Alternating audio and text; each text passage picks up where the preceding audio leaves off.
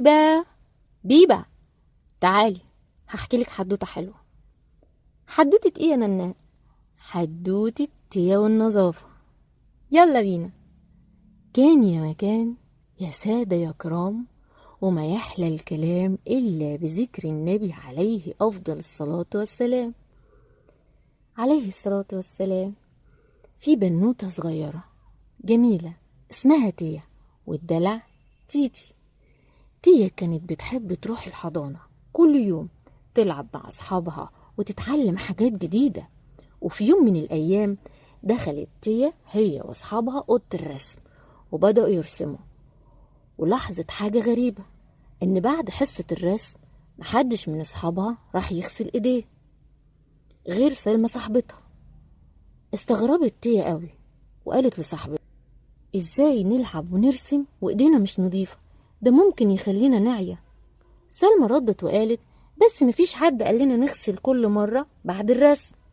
تيا ضحكت: طب ما نعلم اصحابنا ونخليها لعبة حلوة. راحت جابت ورقة وألوان ورسمت صورة فيها خطوات غسل الإيدين، وعلقتها جنب الحوض. ولما جه وقت القصة في الفصل، طلبت من المس تحكي للأطفال عن الجراثيم اللي مش بتتشاف، وازاي الصابونة بتطردها.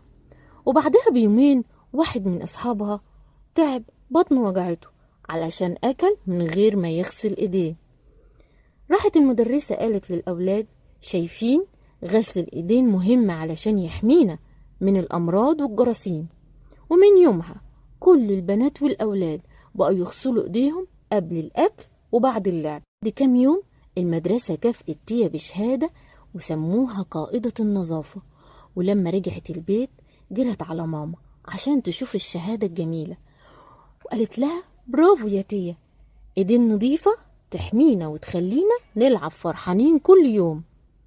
بصت ننال بيبة وقالت لها: انت كمان تغسلي ايديكي قبل الاكل وبعد اللعب زي تيا.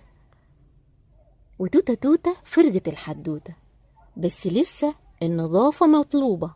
وانتوا يا اصحاب اكتبولي في التعليقات: غسيل الايدين مهم، علشان ارد عليكم انا وبيبة. ننا وبيبة هيردوا على كل التعليقات. باي باي.